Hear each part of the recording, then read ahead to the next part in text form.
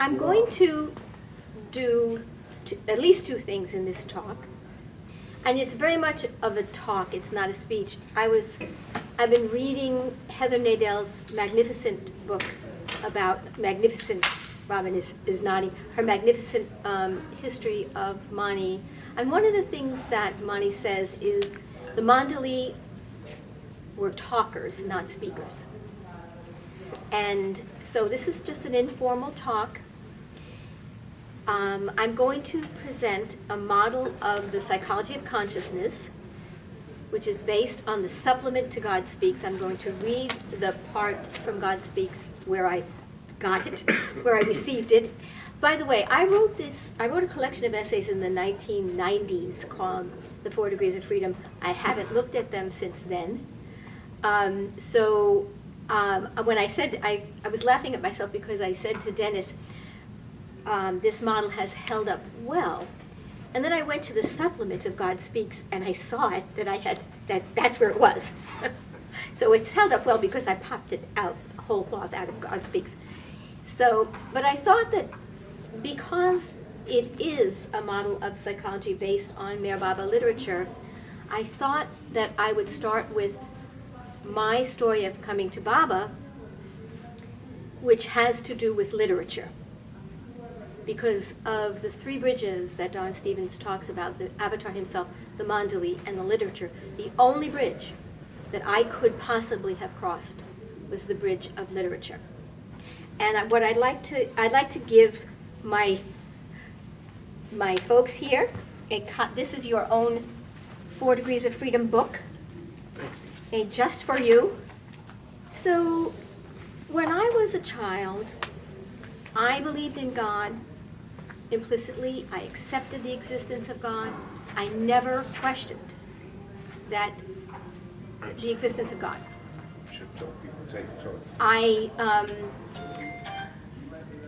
I just assumed God, that there had to be a creator. But on the other hand, I was never concerned with that question. It was above my pay grade. I was not, totally, it still is as far as I'm concerned. Which is why God Speaks is not easy for me. But I realized by the time I was very young, like 8 years old or so, quite young, I began a search for the meaning of life. Because and it wasn't about God per se, it was about life. It was about people. Ultimately, it was about psychology. I realized when I look back upon myself as a child that for me, for the time that I was born and the place that I was born and my own temperament, I had an intuitive sense that the highest knowledge available to me was psychology. And so I began a search for the meaning of life in psychology. And I'm not a good joke teller, but I'm trying to think of some funny stories. And one, I don't know if this is funny or appalling, but I attempted to read Sigmund Freud when I was in junior high school. Wow, pretty good. So, as far as, I barely knew the facts of life, but here I was reading Freud. And I would go to school and horrify my friends with references to Freud. I remember, I'm not even going to tell the worst one that I said, the most horrific one, where the person literally stopped speaking to me. But I remember one, no, true story, but I remember one where I told someone, we were like 13-year-old girls, that when she braided her hair, she was making penises. And I know. And, nice. Right. And she was like, what is wrong with you? It was like, but at any rate, I really was going to find the answer to the meaning of life. And I studied psychology through high school, and I went to the undergraduate university where Abraham Maslow taught, because I was zoning in on humanistic psychology, and I went to very find graduate school, and I searched. I went to Esalen in California. I went to Vienna for Freud. I went to Switzerland. I lived on a commune, and I was totally, while I was not into guru, and I didn't like that whole idea of guru, I was very open in psychology to all the world's knowledge. I trained in transcendental meditation. I just really searched. And okay, I'm going to backtrack a little bit. The reason why I'm wearing this hat. Yeah. We're going to get to. It's like a party hat. Yeah, well, it is a party hat. We're going to get to the background of this search. I was truly searching for religion. I was searching for a scripture which answered the meaning of life, and this is the reason why. I got to spend time on the center for about 5 years. It was so much fun. It was, for me, I love to say, if you like junior high school, you'll like, this community. And I loved junior high school. It was great. Being on the center was pure fun for me. I always wore a man-style hat because I would feel uncomfortable on the center with a bare head. I also I virtually always wear pants. I feel uncomfortable to wear skirts or dresses, and I prefer to wear black. I like to wear shawls and scarves, which I put over my head like this. And one other thing that is a peculiar ritual that I perform, I have a lock of Meher Baba's hair.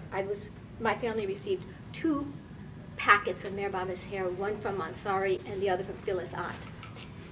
And the original, this is from the original Gifts from Mansari. And I have it in a piece of jewelry, and I have it on a long rope. And I put it on my hand through the rope, and I wrap it up my arm. Mm-hmm. And if anyone knows the rituals of Orthodox Judaism, so that's exactly what you say. I just covered them. And I never chased a knowledge of a past life. I never went to, but they chased me. They actually chased me repeatedly, where once in the 1980s, this woman came up to me and told me this past life, that I had, and I didn't speak in some group because I had died in the Holocaust and all this stuff, which was totally unwanted. But additionally, very clear visions of my being an Orthodox Jew, I think a rabbi, an untimely death, and at about the age of 30 have come to me. And that, I was not, from that experience, I was not left with a longing for God. I had God, and I brought God with me. And I was not left for a longing for Mandali, but I was left with an intense longing for the book. I was left with an intense longing to find the book and read the book that had the answer. The Torah. So, The Torah. Well, the thing is, as I said, because of the time and place that I was born, it wasn't going to be the Torah, and it wasn't going to be the Bible. It was going to be the literature of Meher Baba. Yeah.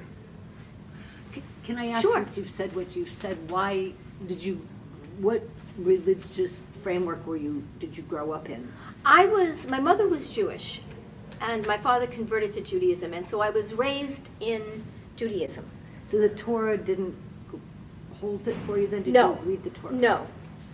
So, That was not, nor did the Bible. No. And again, if you think of, I like to say that psychologists are the clergy of humanism. And when you think about it, that people who are not religious people, more sophisticated people, more sophisticated people look to psychology. And if you look at the American Psychological Association, and I don't want to veer into, but the American Psychological Association most definitely answers spiritual questions. That's what they do. I believe they answer them 100% wrong, but that's what they do. So, and I do believe that, I do say that psychologists are the clergy of humanism. They function like clergy, but that's a little bit off the... So there I was. I studied psychology full-time for 9 years, and the more I studied, I was going through graduate school, or I was in the beginning of graduate school, and I wasn't finding what I was looking for. In all that theory and all those books, I was not finding what I was looking for. Because every theory was, some of them were magnificent. They were written by brilliant people who cared deeply about humanity, but they all answered some problems and created other problems, or answered some problems and didn't address other problems. You weren't drawn to Jung? You know, I've studied Jung. I've never been drawn to Jung. This is just my personality, because I am extremely practical. I like practical. I like to help people with their daily practical problems. And I know that Baba says Jung was the closest to the truth. And again, I've studied Jung, and I've watched, I don't know how many videos, or I've looked into Jung, and I've studied the Myers-Briggs. But where I've ended up is in a very practical kind of response to daily issues that people have. So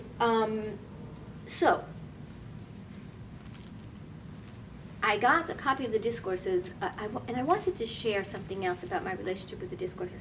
I received a copy of the discourses of Meher Baba in 1973, and it was the 6th edition, the 3 little blue books. And I started reading them, and I really, really became obsessed with those books.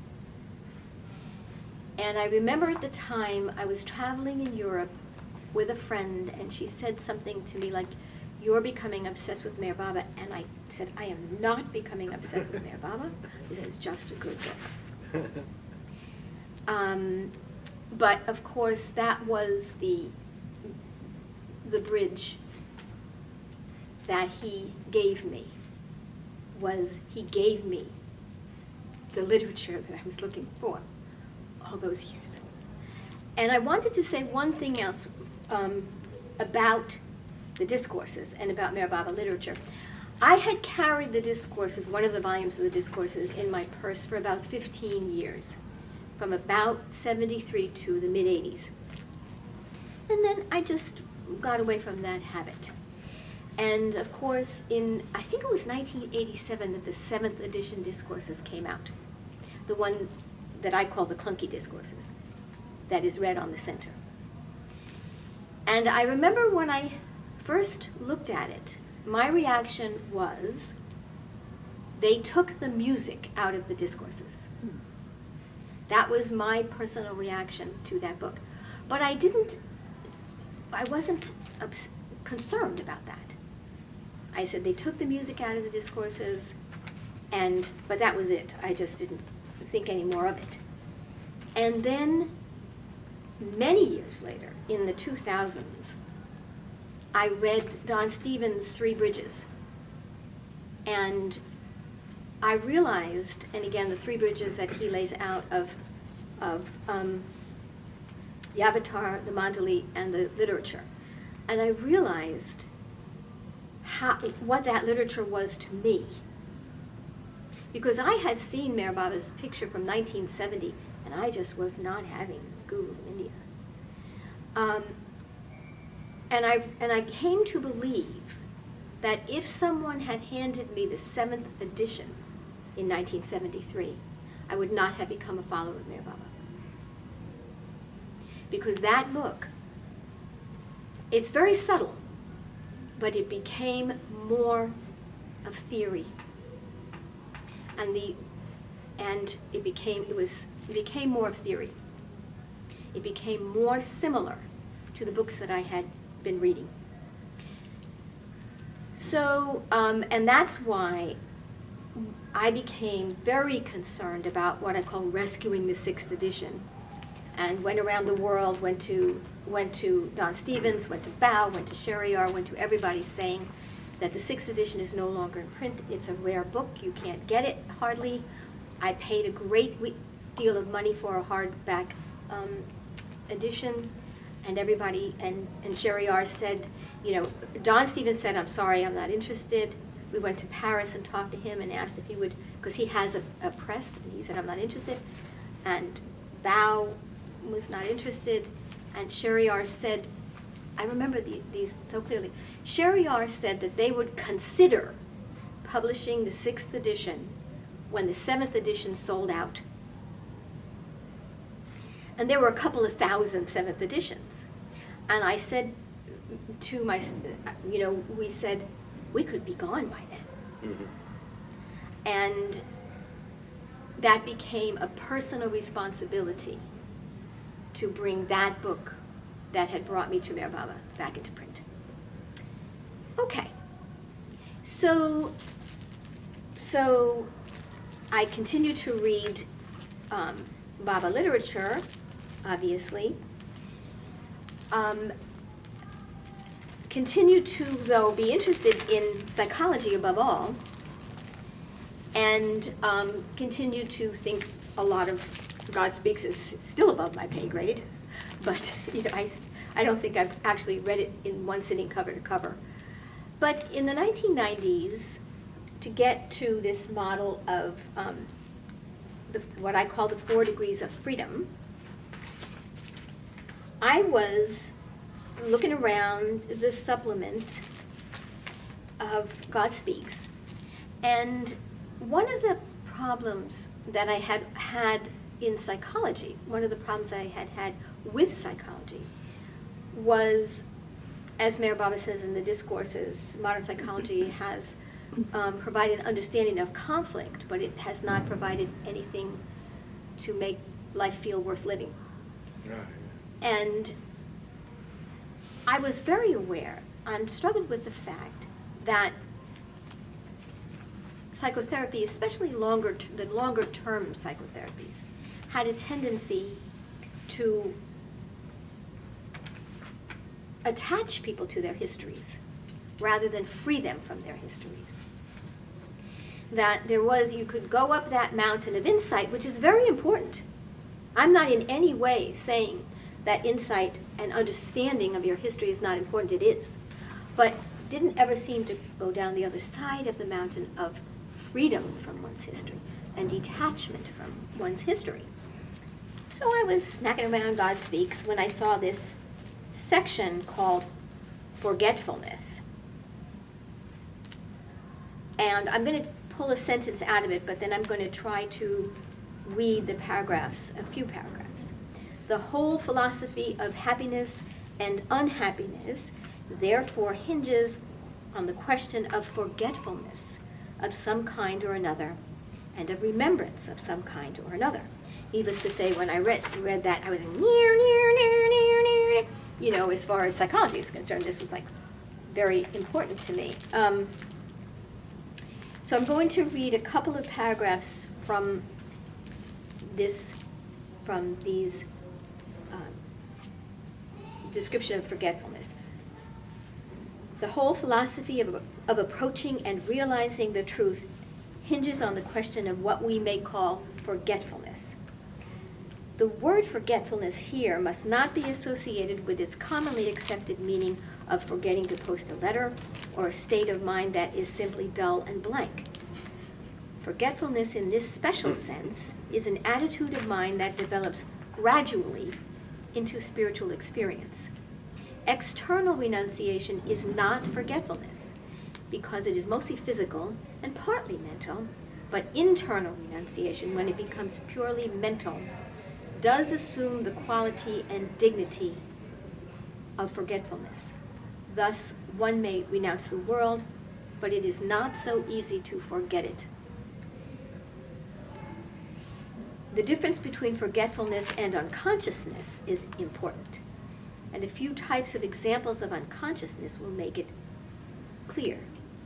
To begin with, one must remember that forgetfulness is the partial or total detachment of the mind from the physical world, and unconsciousness is the partial or total deadening of the mind to the physical world.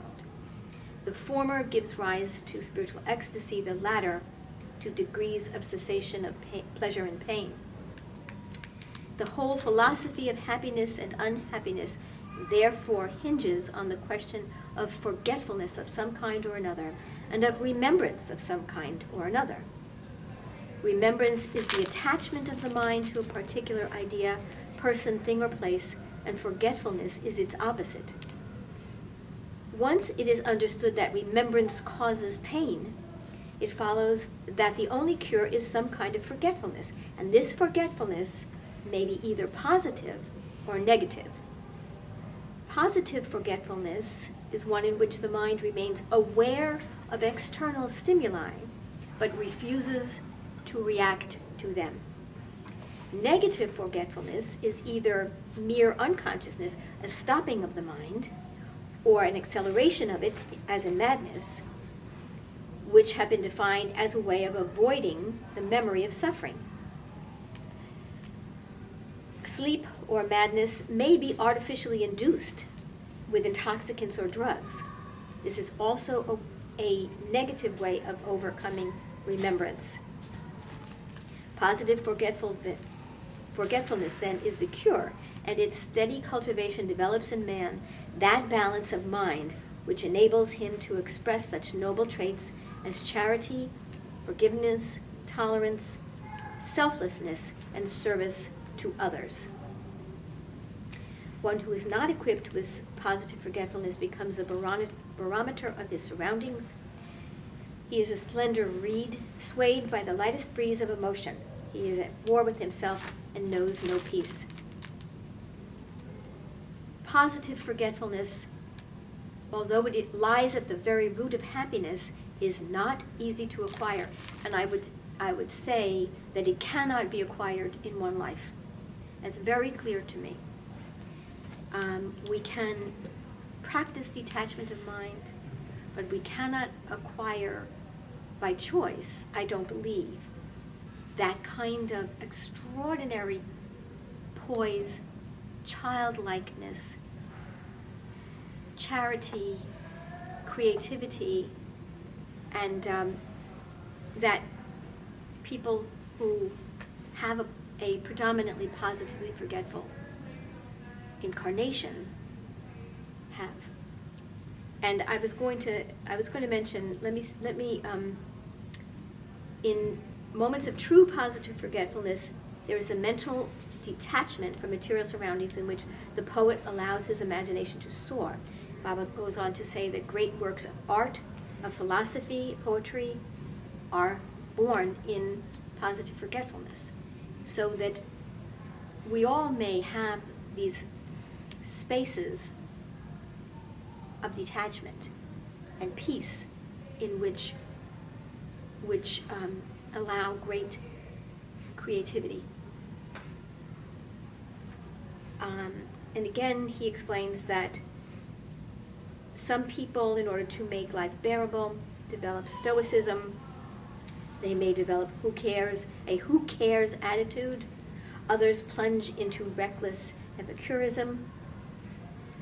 Neither is true forgetfulness. And this section is closed by Meher Baba tells us, forgetfulness of the world makes one a pilgrim. Forgetfulness of the next world makes one a saint. Forgetfulness of self means realization. And forgetfulness of forgetfulness is perfection. So, again, in the 1990s, I thought a great deal about that section, and there's another thing I would mention, another personal part of my experience in the 1990s, and I'm gonna drop names. I'm gonna be a name dropper. I lived very closely with a woman who remains to this day the most perfect example of positive forgetfulness that I have ever known. And I would also say that the Mandali, this model of happiness and freedom applies, I believe, to ordinary people. It applies to all of us. The Meher Baba's Mandali were imbued with forgetfulness of the world by his training. But when I talk about this woman whose name was Leona Tyler, Any relation? Dan's aunt, I'm talking about the ordinary patterns of remembrance and forgetfulness of ordinary people. So I'm just mentioning this because I don't compare her or anyone to the Mandali. I think that the Mandali's role is very special. And their preparation is just very special. I don't compare us to them. But she was, as I say, the most, and she was the best example of positive forgetfulness.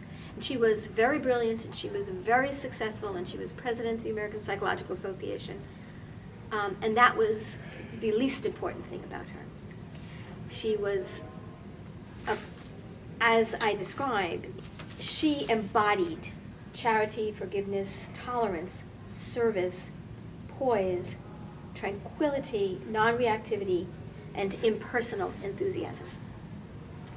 So I remember when I wrote this collection of essays, I only had to think about her.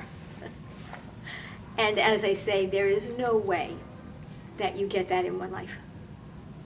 It's stamped into the child.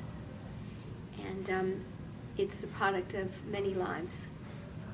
And I'm even going to tell, if I have time, a Leona Tyler Baba story. Leona was, again, she was completely generous. When she knew that her niece and nephew, she never married and she never had children. She was very close to her niece and nephew and very, really wonderful to them in every possible way. And she would buy us Baba books, and she was always very interested. She bought the Ramju's Study of the Musts, and she read it, and she said, "My, isn't that usual?" That's the way people like that are. They just are completely open, but also very non-reactive. And she never became a follower of Meher Baba. But I hope I can do this quickly. She had congestive heart failure, and she was taken to the hospital a couple times and revived. And the last time she was taken to the hospital and revived, and I do want to keep aware of time, she told us, "Do not revive me again." And she said in a very loving way, she said, "Next time, let's not revive, let's let it go." And the thing again, I was with her at her moment of death, and at the very moment of the last minutes of her life, she was taking care of the nurse. She was putting the oxygen back in her nose when the nurse walked in, because she didn't want to distress the nurse, literally, within a half an hour of the lady leaving this world. But, unbeknownst to me, this is the Baba story. Unbeknownst to me, Dan had told her to take Baba's name as she breathed her last. And I didn't know that. So she's literally breathing her last, and she didn't have the strength to close her mouth. So her mouth is open, and she says, "Rah, rah." And I didn't know what she said. And Deborah Tyler, the other Deborah Tyler, was on the other side of her bed. And what did she say? Did she say water? Did she want water? Anyway, a few days later, I realized that she had said Baba. And that was very, very meaningful to me. In fact, when I realized it, it was like, it seemed like I was outdoors and it seemed like the whole world lit up. It seemed like everything just, there was a fountain and the water became light, and it was just a very, very wonderful moment to me when I realized that Leona had taken Baba's name as she breathed her last. Okay. So to the 4 degrees of freedom, so what I did was I organized, you can open your 4 degrees of freedom book.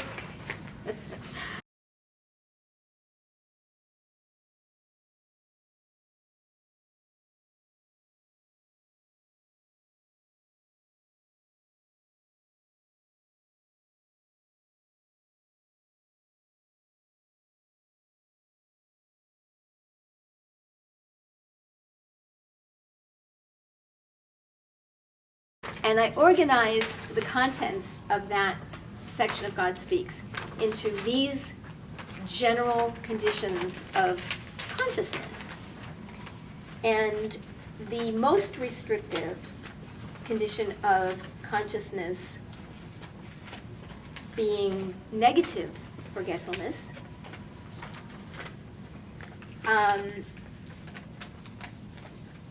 which is unaware, unconscious consciousness, and it is the detachment of the mind from pleasure and pain by deadening. And I indicate a couple of categories of that. Natural involuntary, which is the biologically based mental illnesses. Non-natural involuntary, which are the mental states resulting from trauma and possession, which is very interesting because Mayor Baba, hi Jackie, Mayor Baba tells us again in the discourses, and this is a piece of knowledge that psychology is not ready for. That what? Psychology is not ready for it. Okay. That dissociative identity, what's called dissociative identity disorder or multiple personality disorder, is in fact harassment and possession by disincarnate spirits. And as I say, psychology is not ready for that. Psychology is not ready for this. Is it always? You know, I don't know the answer to that. Interesting. I just read an article on the internet that there's never been a really valid, including three-phase, never been a valid, when it's been looked into, case of multiple possession. I mean, I'm talking about on an ongoing Yeah. basis. I always thought. Multiple Right. personality. I'm not, and that's interesting. That's, again, and it's quite scholarly. So apparently there's some argument about whether multiple personality on an ongoing basis. But possession, remember, Baba said, could be very momentary. A guy going into a bar, getting the sudden urge that he wants to drink, Right. because some discarnate spirit that needs it possesses Right. him at that, not necessarily the spirit stays with him for any length of time, but to satisfy its own needs. Right. Yeah. The multiple personalities is a obsolete term. It's no longer used. The term now is dissociative identity. And the dissociative states, by the way, are in this model, the dissociative states, where the mind goes away, are forms, I believe, of negative forgetfulness. Does that, but as far as if you want to call it dissociative identity, I've worked with people with dissociative identity disorder, and it's a real thing in my mind. There's no question. Now, what does that mean, dissociative identity? You may have already been over that since I'm late The, joining you all. that's the current term. When let me tell you something about psychology. When it doesn't know squat, it changes the label every 10 years. That's a clue. Not just That's psychology, might be. And that's absolutely a clue that it doesn't really know much of anything. We're going through that now with autism, where they've just voted Asperger's onto autism, and they're going to vote it out and all this stuff. When they really don't know what they're talking about, they change labels. But dissociative identity is where the person's identity is interrupted and another identity takes them over. Yeah. It's not always possession, isn't it more projections of the self, of a self? Projections of the person who thinks he's this one and that one. Isn't it just internal projections? Well, Isn't it so that like one person could be allergic to orange juice and another person needs glasses or personality? I mean, it seems pretty dramatic that something's dramatic. going on. it is dramatic. I've spent time with people who have that disorder, and it is dramatic. There's just another person there. As far as dissociative identity, the key is identity, that they lose their own identity. And psychology explains dissociative identity as a result of trauma. And what Meher Baba explains is that it's not trauma per se, but it is a vulnerable person, a person who, and oftentimes that does result from trauma, but it is a psychologically vulnerable person who the spirit preys upon. Yeah, didn't Baba say it was a person with similar sun scars? I believe Mhm. I recall them. Yes, that sounds correct. Yeah. Yeah. Well, Baba makes a distinction between possession and obsession. Possession was another spirit Yeah. takes Right. over the functioning consciousness. Right, But right. obsession is your consciousness that's splintered, is incompatible, segments.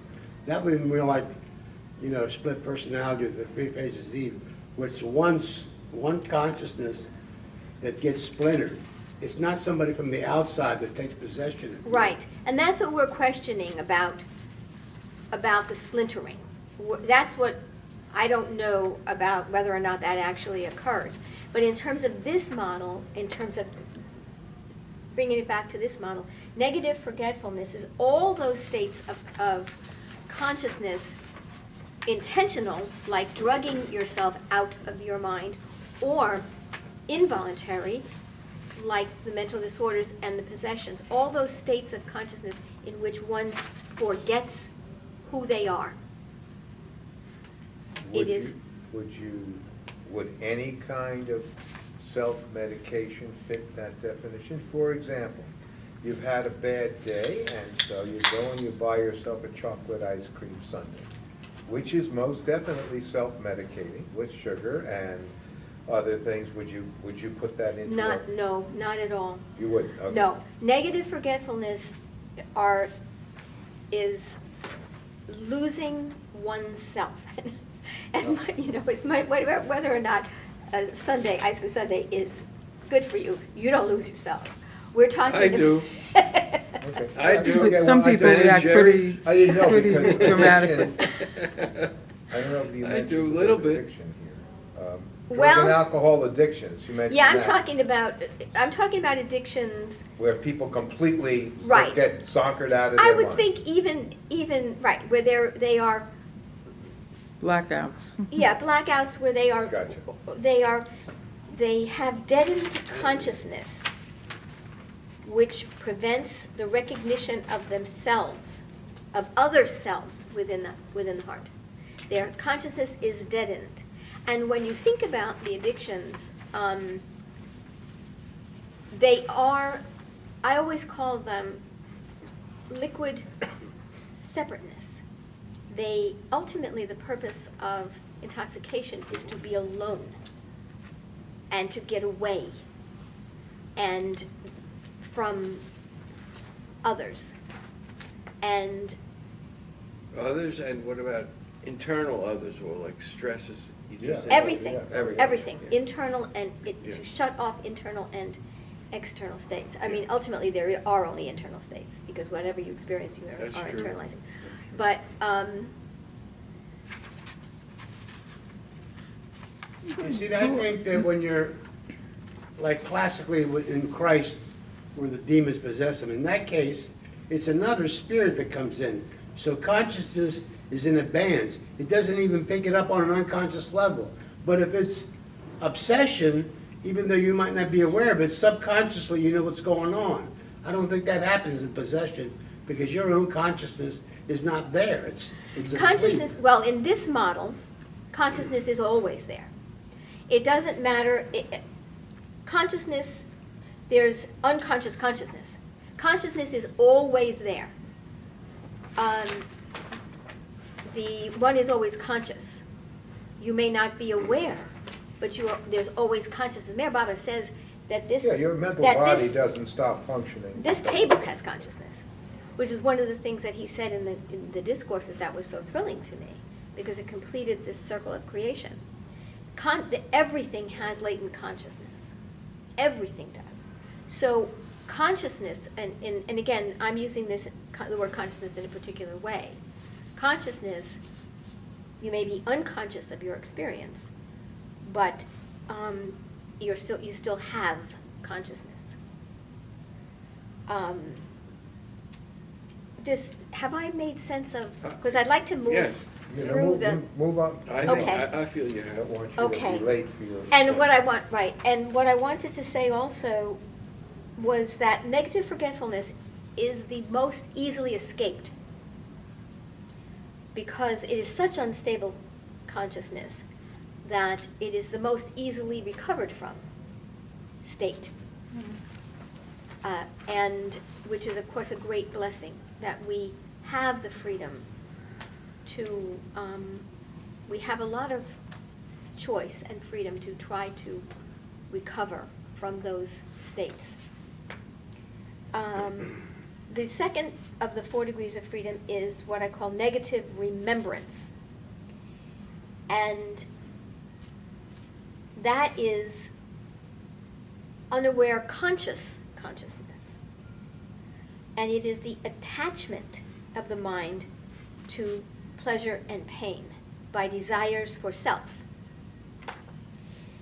It is the zenith of egoism. It is the attachment of mind to thoughts, ideas, people, places, and events associated with pain and pleasure. Consciousness is taken up with those objects believed to satisfy wants for the self. The personality, the mode of life, what I call the mode of life, is irresponsibility, dominating, controlling, possessive, proud, jealous, manipulative, frustrated, angry, sad, and fearful. This second, in psychology, this second degree of freedom would be called a personality disorder. The person is not unconscious, but they are unaware, and they create a great deal of mess and suffering for themselves and especially others. And they really don't know why. They really don't want to know why. They are kind of stuck in that adolescence of consciousness. Are you talking about things like sociopathy and Yes. narcissism? Yes. So that's the second degree of freedom. The third degree of freedom I call positive remembrance, which is aware consciousness.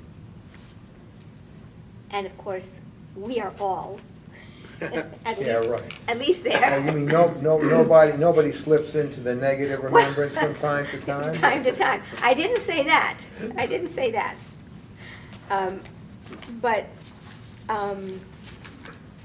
No, in fact, we all do, but hopefully we have had the capacity to pull ourselves out. The third degree of freedom is positive remembrance, which I call the adulthood of consciousness. It is aware consciousness, and it is the attachment of the mind to the self in other selves. It is the capacity to see other people, to put them before ourselves. It is when Mayor Baba says real happiness lies in making others happy. And of course, nobody can do that. Nobody can do that perfectly, but these 4 degrees of freedom are basic orientations in life. They are ongoing orientations in life. And the organizing principle of positive remembrance is a positive connection to others based on identification.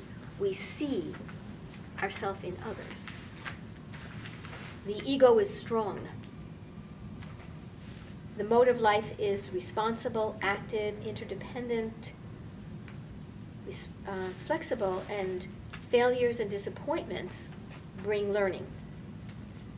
The level of friendship is friendship for close ones, family and community, and there's considerable freedom. And in the... When you said, what'd you say, the ego is strong? The ego is strong. It sounds like obligate. The ego has to be strong to be able to extend out. Is that? Yes, absolutely. Baba says that the ego is the ballast of the ship of life. And it is necessary to have a strong sense of self to see yourself in others. And then the highest degree in this model is positive forgetfulness, which is the full maturity of consciousness. But it is once again unconscious consciousness. It is aware, unconscious consciousness. And again, I'm going to tell a story from Thursday night, and again, I'm going to name names. You all know Jerry Seeley. Jerry Seeley would be one of my candidates in the Baba community for being for having positive forgetfulness. And I told him on Thursday night that I was giving this talk, and that in this model, I told him about positive forgetfulness, and I said, and I think you have that orientation to life. And he responded in the typical way of positively forgetful people, which is, he said, "Sure, kiddo." He said, "Yeah, sounds good, kiddo." Not especially interested, certainly not interested in being praised, but very positive, and Yeah, he always is. yeah, sounds great, kiddo. And that is exactly what I'm talking about, that quality of consciousness. They're always positive, but they're not attached, and I think that positively forgetful people can be quite successful. They are very successful at whatever they tend to do, just because they don't get in their own way, and that state of consciousness saves energy. I haven't talked about energy too much, but one of the facts of negative forgetfulness is it is a gigantic waste of energy. And negative remembrance is also a significant waste of energy. In positive remembrance, one has access to one's energy. And in positive forgetfulness, there's full access to energy because it's not wasted. I don't know if that makes sense. I hope it does. Yeah. Does this, looking at your 4 degrees... Acknowledging, Deborah, that, and let's take negative remembrance, because everyone likes to pick up evildoers. There's an awful lot of energy that negative people in that particular mode have. In fact, they destroy the Oh, world. absolutely. So But they must, so. Right. No. Well, I'm talking about whether or not you use your energy for good or for harm. That's what I meant. Okay. When I said That's a positively different- forgetful that's a people different tend to thing. be successful at whatever it is they do because they don't need to waste energy. Negative forgetfulness is highly energetic, but it wastes that energy and so the energy ends up being destructive. Yeah, no, that I understand, Does that but make negative sense? remembrance was the one I was talking about. Negative remembrance also wastes energy, because it's chasing, it's not unconscious, it's conscious, but it's chasing the false rather than the true. As I say, this is not for now, it's not for, I get to do my psychology work, and I'm very, very grateful for my work. I love my work, but I certainly use concepts of detachment of mind in it, because again, we know in common sense that we are not free until we free our minds from the scripts that play over and over again. So, and we don't react in the world. So we understand that, but I'm just grateful for all these ideas that Baba has given me and has given us, and also for me. Again, I was not looking for Avatar, I was not looking for God, I was not particularly open to the idea of a perfect human from India. But as a psychologist, and for us all, now the elevation, now that I am with Mayor Baba, the elevation of human consciousness, the human experience, that I knew intuitively was very important, was, I think, the most important experience in creation, is now I know why it is so important. And I understand, even if I can't experience directly, I can understand the range of its significance. So what I'm trying to say is, as important as psychology was to me as when I was a child and when I was a student, it's 1,000 times more important to me now that I have been given what I have been given. So if there's anything anybody would like to say. I had, you're a practical person. Yeah. By your own admission. Yes.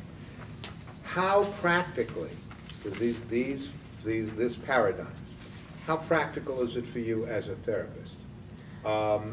Because you still, let's say a person who's, I'm going to say Yeah. the predominant mode of their Right. personality, because I don't think anyone fits any of, that I know, fits all of these modes. I think that we have Right. elements, but Right, the exactly. predominant mode of a person's personality Right. is one place.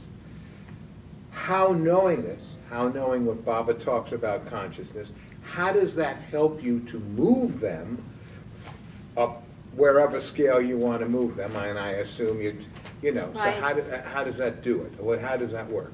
Well, this model per se, I don't refer to this model. As I mentioned, I wrote this in the 1990s, and I really didn't overly look at it for the last 20 years. Certainly the concepts, you know, the whole mindfulness movement in psychology, which has become a major school of psychology, is comparable in some ways to positive. Okay, I was waiting for you to say that, because that's, to me, the most useful thing that's come out of psychology in 100 years is cognitive therapy. And that's what I was figuring you would be going towards. Right. The idea of examining one's experience without judgment, which is the essence of mindfulness. And there's a lot that I use, the inquiry models. You know, if I will say that I frequently find myself telling people to take anxiety lightly, take depression seriously. And in anxiety, it's possible to inquire about one's experience with limiting the reactivity. In other words, you can't prevent those feelings, but you can shorten their intensity and duration by becoming very mindful and becoming detached. I'm using Mayor Baba's word of detached, but for instance, a way of gathering detachment and gaining detachment are the inquiry models where you say, what's going on here? And you say it in that kind of a very calm way. What's going on here? And you know, where is this anxiety? Is it in my stomach? Is it in my head? What might it be on a scale of 1 to 10? And all those kinds of mindfulness itself, the whole movement of mindfulness is a movement which aims for detachment. And it's one thing, again, talking about being practical in the populations that I work with, I've always thought that people understand what you're saying. Even you know, but it's best to, you know, I mean, I don't go through life spouting the 40 weeks of freedom, you know. But those concepts of detachment you use, and you use them especially in anxiety, which is the most common mental challenge, is anxiety. So do you, because both depression and anxiety and just about everything else, from a cognitive therapy standpoint, as I understand it, come from thoughts. So examining the thoughts is the first place you have to begin. And I know this because this is one area that I drew, the minute I discovered who David Byrne's Feeling Good in 1980, thought it was a magnificent breakthrough. And of course, there's been a lot more since that. And it was so much like Mayor, in other words, it was so compatible with the Sufi, as you think you are. Right. And so it was really something I found very, but when I get anxious, it's always triggered by a thought. Right. And when I get depressed, it's always triggered by a thought. And when I get happy, it's always triggered by a thought, except for those very rare times when we're so lucky, when we have the experience you had with Leona, Right. when spontaneously you're visited by joy, which hasn't happened enough in my life, when you just know there's been something that's been gifted to you. But just because, you know, I was just very interested, because you deal in it day in and day out Right. with people who have also been traumatized at a huge level often, and things I can't even imagine, frankly. Right. But you know, you're talking about thoughts. One of the things, Mayor Baba has used the word thought feeling, okay? And that is not a word, except in Baba. I once put that into a piece that I had written, and the editors actually took it out because nobody knew the word. But it's your thoughts, triggered by thoughts, but what you can address is the feelings. You can more directly, you can address the thoughts. You have to address both. You can challenge the thoughts. You can question the thoughts. Is this true? Do I know this is true? Which is an inquiry model. Is it a cognitive distortion in one Right, particular category or another? Right. You also need to address the feelings. I agree. And every feeling has a thought associated, and every thought That's right. has a feeling. Yeah, I agree. It may be, every thought has a subtle shift in feeling. I mean, and every feeling is tied to a thought. Well, it's been preceded by one, Right. for sure, yeah. Right. Well, I mean, it's instant. I mean, it's happening in the mental body. Right. So, you know, we think and we feel, and they're so instantaneous, and that's why people have such trouble. That was the big breakthrough to me, because I thought about it the minute you wrote, well, you know, what is, every feeling is triggered by a thought, and it went into cognitive distortion. I said, you know, that's true. But it happens so instantaneously to us throughout our day, because we have billions of thoughts every day, that you feel the feelings, because the feelings have so much energy. The feelings have the energy. The thought doesn't have the energy. when it gets the feelings, then it's energized. And you sure feel the feelings, but you don't think about the thought until you consciously direct. And that's a kind of mindfulness too. It's not detachment, it's actually a kind of concentration on looking for something, but that's also very useful.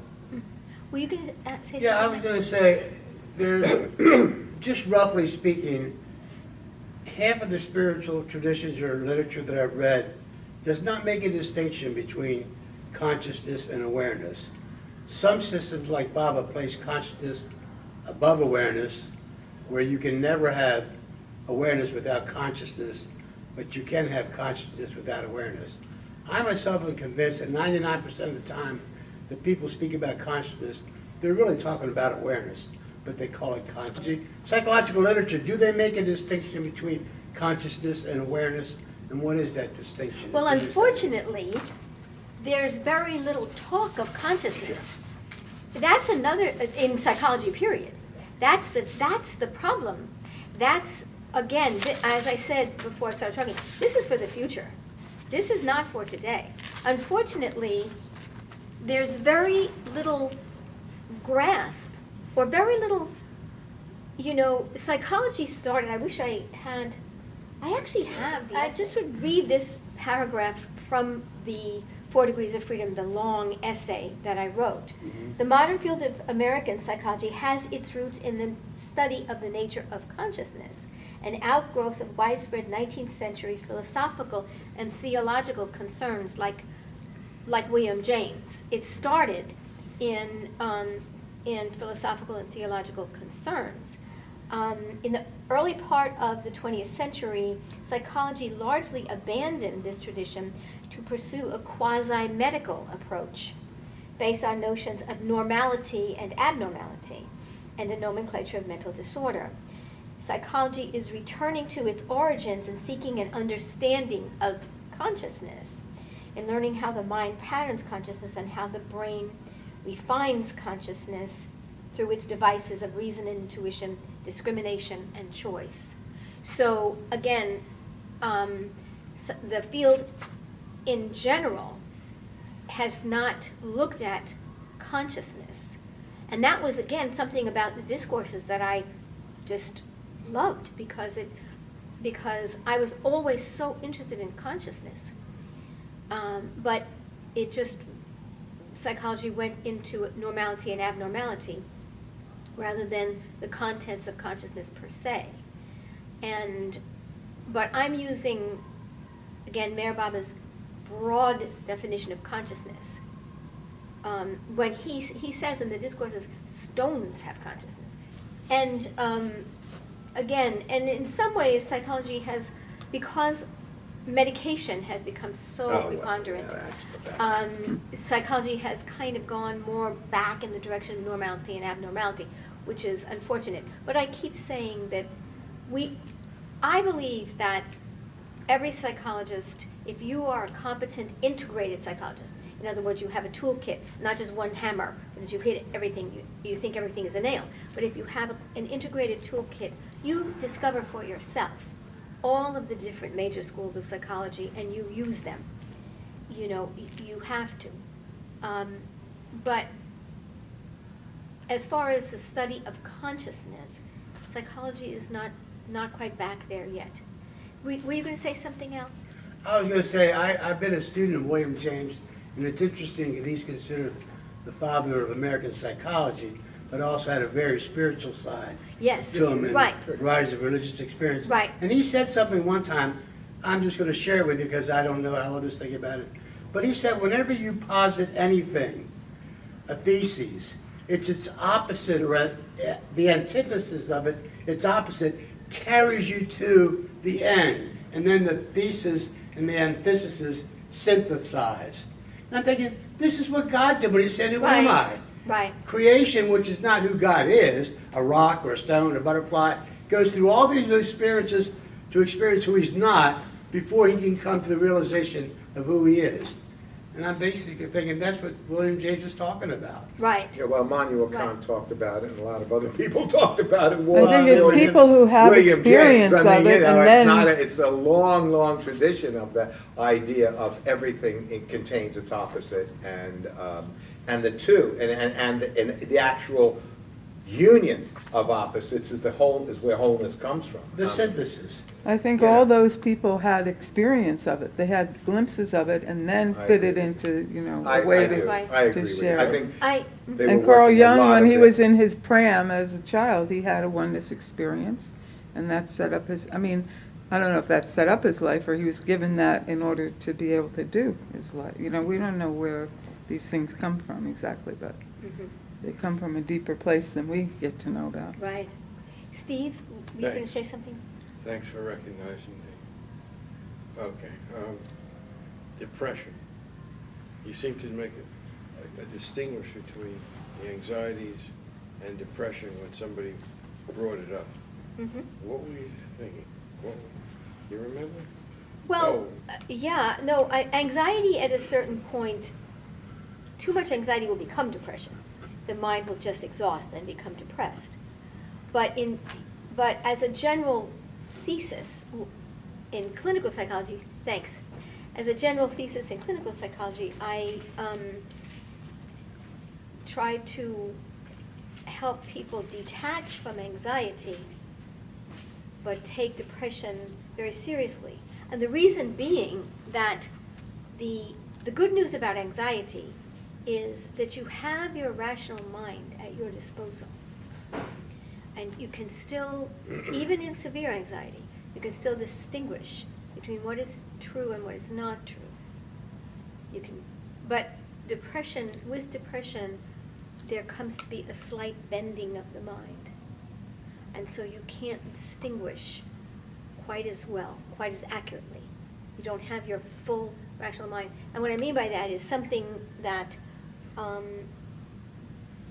something that when you can be very anxious, but you still know that this is a silly black hat. But when you become depressed, you can look at that hat and say, that's just a really ugly thing, and why would anybody have that hat? There's a loss of, It's distorted.